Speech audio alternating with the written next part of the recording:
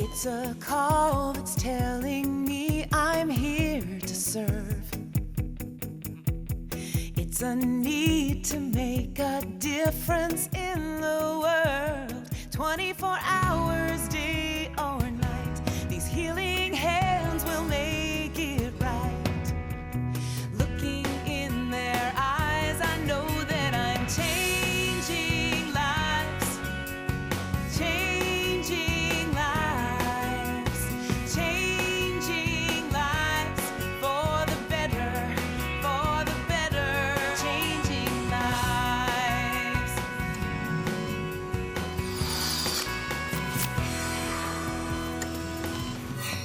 Hello everyone, I'm Grace Sells and welcome back for another edition of Best Docs Network, the show that's featuring some of the best doctors in the Houston area that are really changing people's lives. Up first today on our show, we're going to see how Kimberly's life was changed by podiatrist Dr. Gabriel Maislos.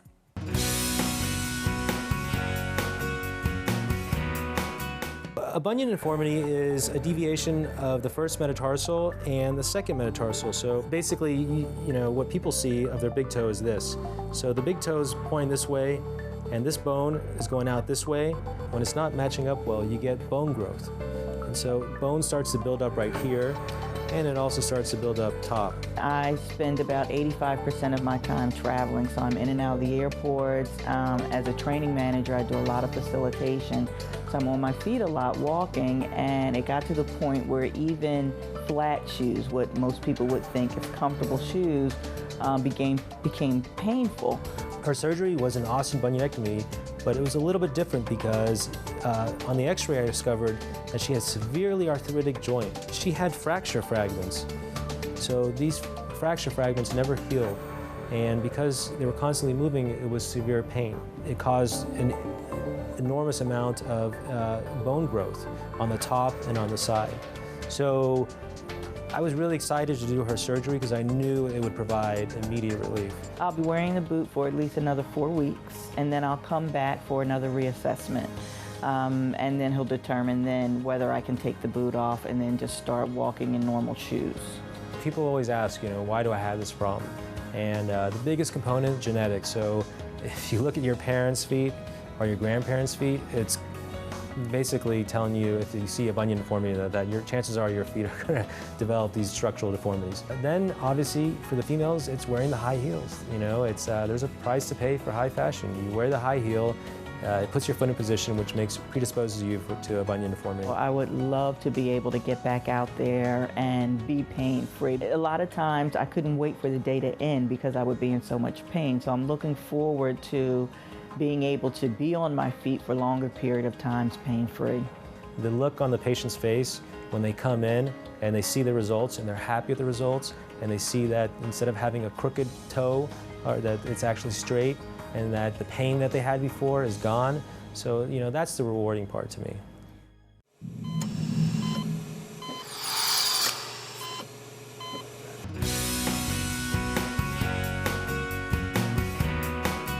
Yeah, I lost a couple, and the rest of them started getting loose, and it was something that took about 5 or 6 years to happen. It just suddenly came on, though. Yeah, George, his teeth were in an end stage in that they were decayed, and he also had periodontal disease, bone loss around his teeth. His teeth were chronically infected. They had become loose. Also, there was a cosmetic problem with his teeth, and George is a very outgoing person and likes to smile and has a great smile, and so his smile just didn't suit his character, not to mention the health of his teeth. It was really driving him down. I was kind of getting to the point where things that required real chewing, particularly in the back of my mouth, was getting more and more difficult. With George, what we did was removed his teeth. Now in him, we focused on his lower jaw. And from a financial standpoint, many individuals decide to maybe focus in one jaw versus the other. Now granted, with him, we could have done both of them simultaneously, but for whatever reason, and oftentimes it's schedules, their busy work schedule, also finances, that they'll sometimes stagger the case to suit them better. And with George, we focused in his lower jaw and we removed all of his teeth, upper and lower, but we put the implants immediately in his lower jaw. I'm feeling fine now. I'm back to the point of eating anything. There's no problem. We're continuing on. I'm not quite through with all the procedure, but just about.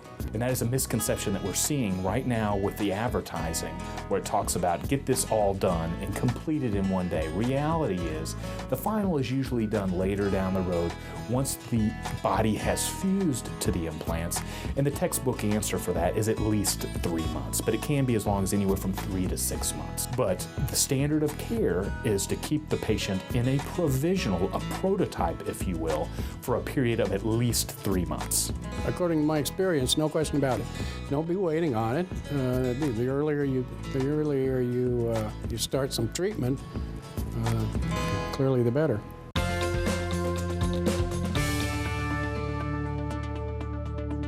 Start sprinkling your oatmeal with some cinnamon. Studies show that this antioxidant-rich spice may reduce blood pressure and lower stress.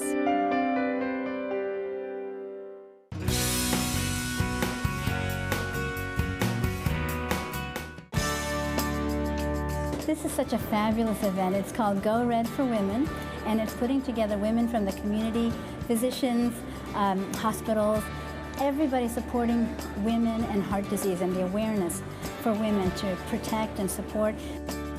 Even children can benefit from this event. So I think it's so fabulous, and that's why I wanted Best Docs Network to really talk about it. My speech today is going to be about how I'm dealing with heart disease and how to have an optimistic and positive attitude while going through something or anything difficult in your life. I keep laughing, I keep smiling, try to stay positive about things. I could be stuck in the hospital, but instead I'm home with my family. The biggest way to prevent these problems is education. So the main reason for this type of event is to educate, and through that we raise funds and can get the word out. Number one, it educates people on what has happened over the last several years, and it brings to the forefront, with women in particular, with Go Red for Women, to listen to your body and know your symptoms. The most important thing about cardiovascular disease is the #1 killer of women in this country. And 50% of women or men with cardiovascular disease die suddenly, without any symptoms, without any warning. I just believe getting the word out to women, especially. We always are tired and run down and raising kids and going here and there, and we might just think, oh, we're just tired, my neck hurts for some reason, and it's no big deal, but it could be a sign of a heart attack or a stroke. And women, we're just, and they're, as we know as men, are different. And they present differently. Fortunately, stroke-type symptoms are about the same, but again, another large focus for us is heart disease, and they are completely different in the way they present as a general rule than men. Cardiovascular disease and the awareness for women is such a tremendous topic, and that's why Go Red for Women is such a marvelous cause, and I just want everybody to support it. On our website, bestdocsnetwork.com, you can ask any of the amazing doctors that you've seen on our show today a question. All you have to do is head to their profile page and click on the Ask a Question tab. And you can even ask our next doctor a question. It's Dr. Henry Small.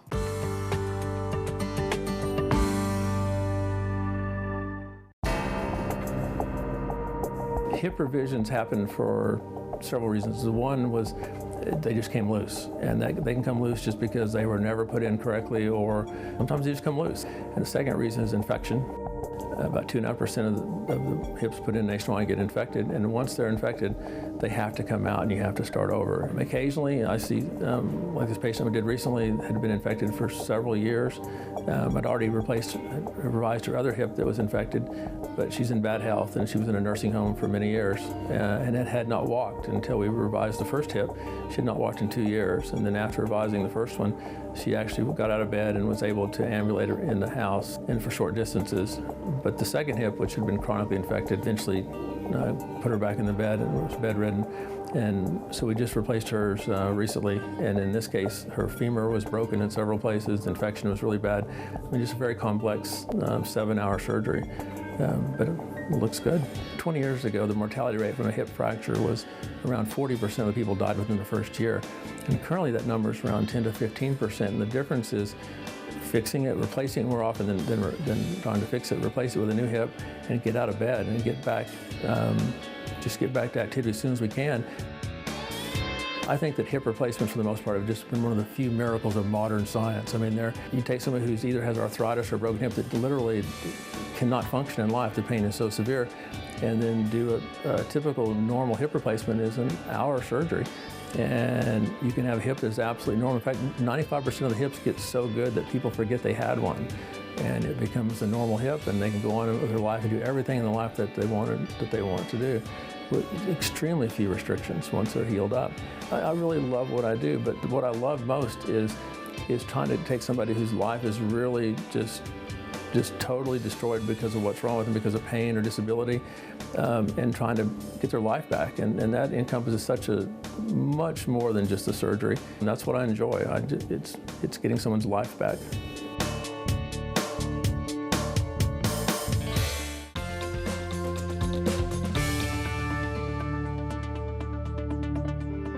Experts say weight training should be done first because it's a higher intensity exercise compared to cardio. Your body is better able to handle weight training early on in the workout because you're fresh and you have the energy you need to work out.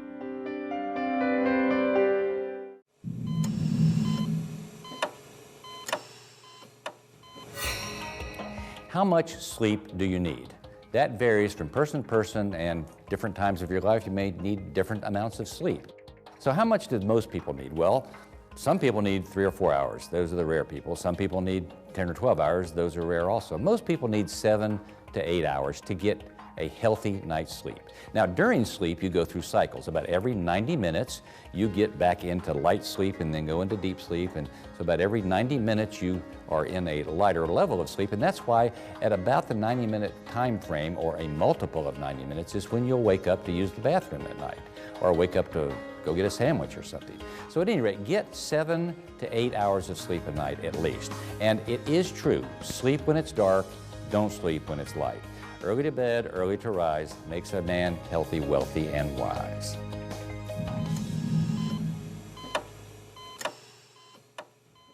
For additional medical minutes from Dr. Honaker, log on to bestdocsnetwork.com and click on the Medical Minute tab on the home page.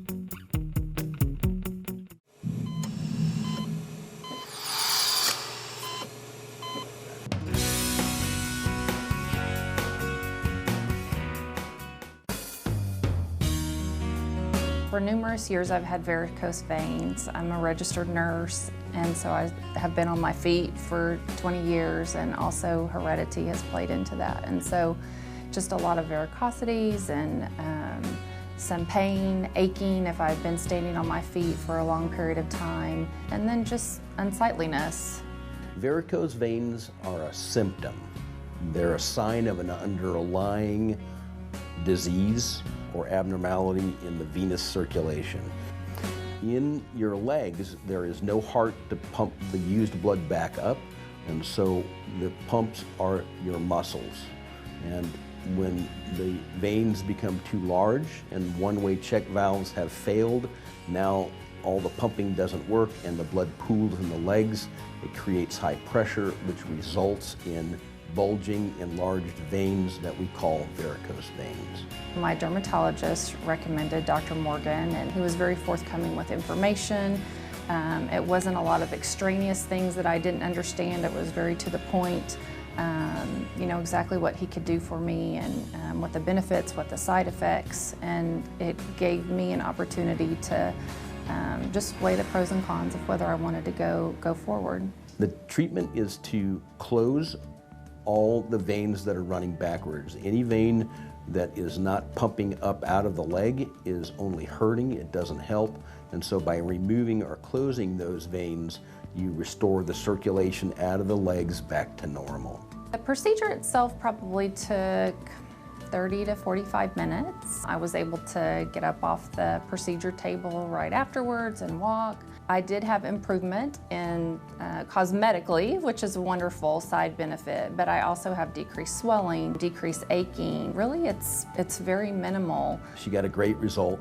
Her swelling has gone away completely, her pain has gone away completely, and her varicose veins have gone away completely as well. On our website, bestdocsnetwork.com, you can request an appointment with any of our amazing physicians that you've seen on the show today. And that includes our next doctor. It's bariatric surgeon, Dr. Robert Marvin.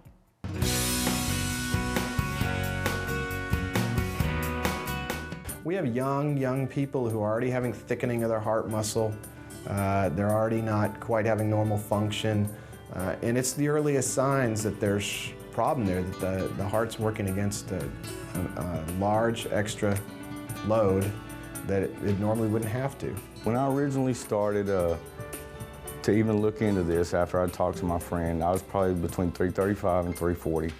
I'd been that for 10 or 15 years, been over 300 pounds for at least 15 or 20 years. We're giving them back some of that control in that one area where they've had a problem. But it's a dangerous area. I mean, you can't walk around at 310 pounds and think everything's going to be okay for very long. It's not. There's been times when I'd lost weight before. I've got down to 225 before, but 6 months later, I'm back at 300, and that was always my issue. And after you do that 2 or 3 times, you know, why do you want to do it again? Because you know what's going to happen. I actually had a buddy of mine that did the surgery probably a year before I started looking into it, and he had had great results. His weight loss was incredible from what I'd seen, and I'd known the guy for several years. So, and he was completely happy and excited with everything. So that's when I started looking into the surgery myself. Buck has lost 115 pounds in about 6 months after having a sleeve gastrectomy. So I mean, that's a good outcome so far.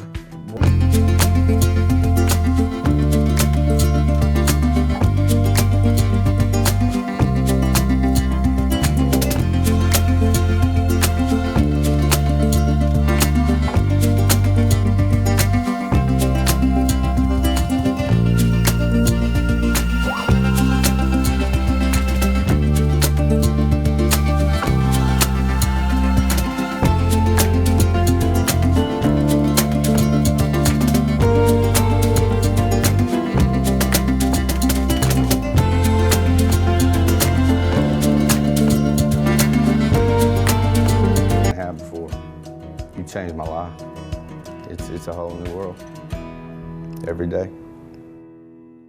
University General Hospital is a hospital like no other, with state-of-the-art medical treatments in an inviting environment that pampers patients and families and encourages relaxation and healing.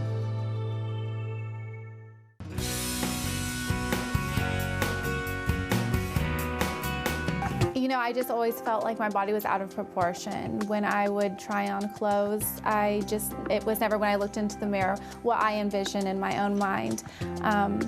So I guess that's what prompted me to start researching and looking online. I never felt like my full potential. Karen came in just wanting to have bigger breasts because she'd always felt that her breast size was out of proportion to her hips. She'd always wanted to be a little bigger. She just felt she needed it to kind of balance out her shape. So she was, after discussing it with her, a really good candidate for that. As soon as I met his staff and him, I know he had that attention to detail. Just speaking to him, something about him set him apart from the others. He just made me feel safe. I knew I could trust him and his work. So there's a lot of factors that go into it. By taking the measurements and using them carefully to that particular patient and matching it to the size of the implant, we can give them a good aesthetically pleasing size and shape that looks good and matches their body. It was an outpatient procedure, so I came in that morning. The same day I was out and back in home. It was a really good experience. It really made a huge difference in her confidence and self-esteem.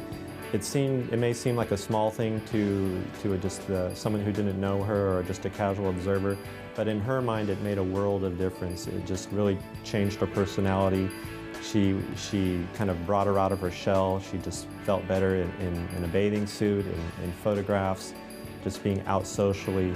So it was really a real blessing for her overall.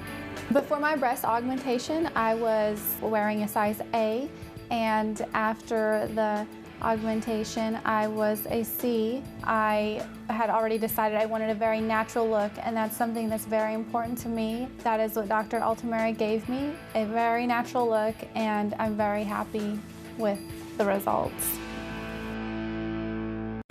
The Best Docs Network is all about doctors helping change people's lives. It's educational, informative, and real. Log on to bestdocsnetwork.com.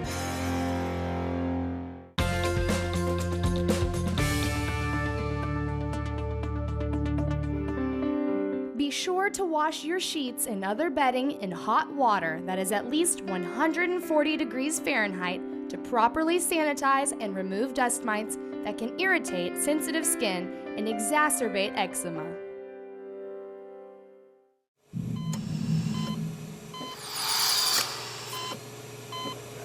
For more information and to check out hundreds of videos on all the amazing doctors you've seen on our show today, just head to our website. It's bestdocsnetwork.com.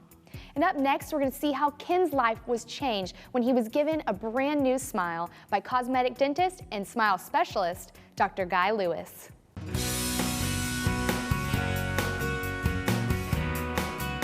I had, the four front teeth were very crooked. Two were going forward, two were going backward. I found that I had to wear braces for quite a few years, and that wasn't a good alternative for me, so I did some research. I don't know if there's cosmetic dentists up there, I'm sure there are, but I just didn't investigate it, but I did investigate this one and thought, well, this looks like a good as any, and so I did some research, checked into it, and here we are. Well, Ken had come from Cleveland, Ohio, so he sent me a lot of pictures and stuff before he came, and I knew I could help him out. And so he came in one night and got here late, and we stayed and took care of him, prepared his teeth, made him some temporaries that looked fabulous, let him go home, and then came in and we put them on, and he's just been really happy with them, and it made a big improvement on his smile. I spoke with Christine quite a bit, more of a consultation type of format, because obviously I kind of skipped a couple of steps in the process because I live so far away. But very helpful. Christine kind of explained the process, what was done, what's going to be done, how it works, I mean, and getting the quotes and the pricing and everything. So it was very consultative, very helpful. We did prep veneers on him, but it was not extensive. I mean, just because you have to prep the tooth doesn't mean you have to take it down. A lot of people think, oh, you're gonna have to take my tooth down to a little nub or something like that. No, sometimes it's just a matter of a little smoothing that is very, very minimal. I was getting pretty self-conscious of when I would laugh or smile of putting my hand over my face, because I was just, hell, that's funny, and something like that. And what I found is it's somewhat liberating to the point where I find myself not doing that anymore, which is nice. I mean, actually, when I smile for a picture with my family, my kids, I actually smile instead of, kind of half smile it. And they were always making fun of me for that. So very happy with the results. The staff is very professional. That they obviously know what they're doing, but the results are fantastic, really are. It doesn't have to be a trip to the dungeon. It doesn't have to be uncomfortable.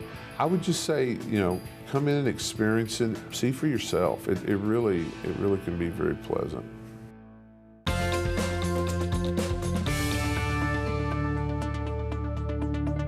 Over 90% of diseases are caused or complicated by stress. Some ways to help deal with the stress in your life are exercising, listening to music, writing in a journal, or going for a walk.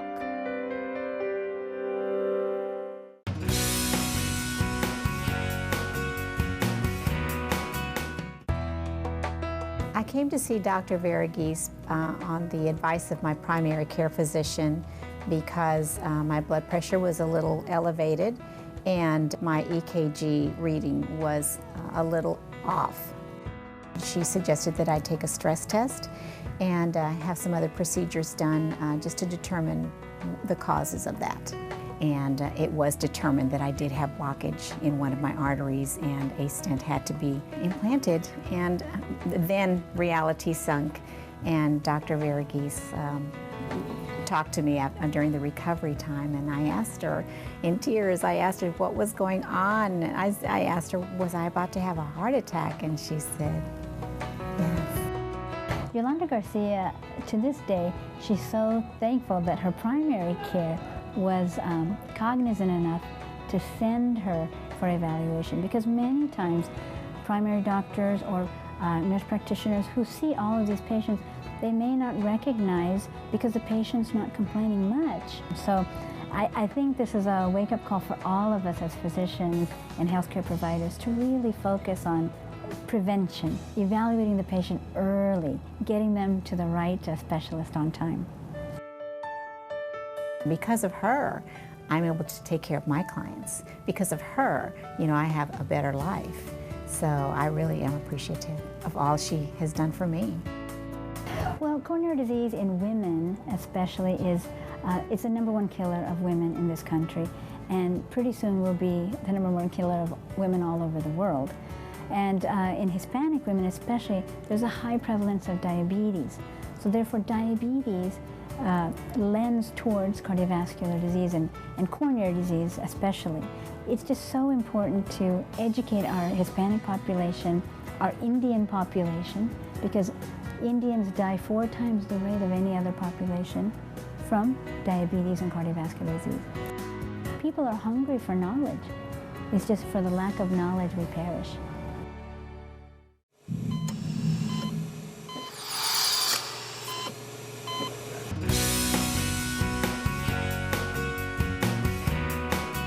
The symptoms is I had headaches, a lot of congestion, infections in the throat, a lot of mucus in the back, ear headaches, so much stuff going on.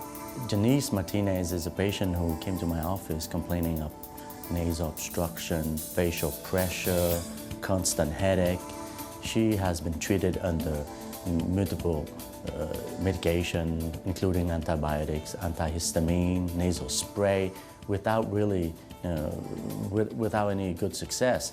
I went on, but then I started getting infections, and I was on antibiotics for 4 months in a row. They kept giving me, so I was like, this is not good.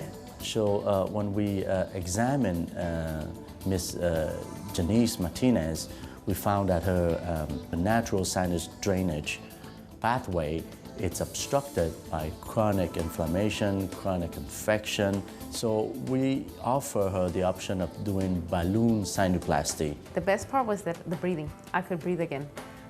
The headaches, little by little started going away. Now when I sleep, I would breathe real loud.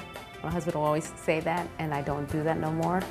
So when you have a chronic sinus disease, that passage, it's obstructed, it's narrow by chronic inflammation, chronic infection. So what we do is we put a small balloon in the passage, and we open up, you inflate the balloon and open up the natural passage, preserving the normal anatomy. And I don't sound like I have colds all the time. Before I was like sick all the time. And now I'm doing great. I could go out, do everything, and I feel good. One of the advantages is the quick recovery. There's really no downtime to balloon sinuplasty. The procedure can be done in office, under local anesthesia or the topical anesthesia with some nasal spray. There's not really a recovery time for balloon. The patient can go back to her daily activity the next day, and compared to a traditional surgery, which the recovery can last to a week. That's all for today's episode of Best Docs Network, the show that's featuring some of the best doctors in the Houston area that are really making a difference in people's lives. For more information and to check out hundreds of videos, head to our website. It's bestdocsnetwork.com. And if you have a question or comment or a life-changing story of your own, we would love to hear from you. Send us an email at info@bestdocsnetwork.com. Thank you for tuning in, and I'll see you next week.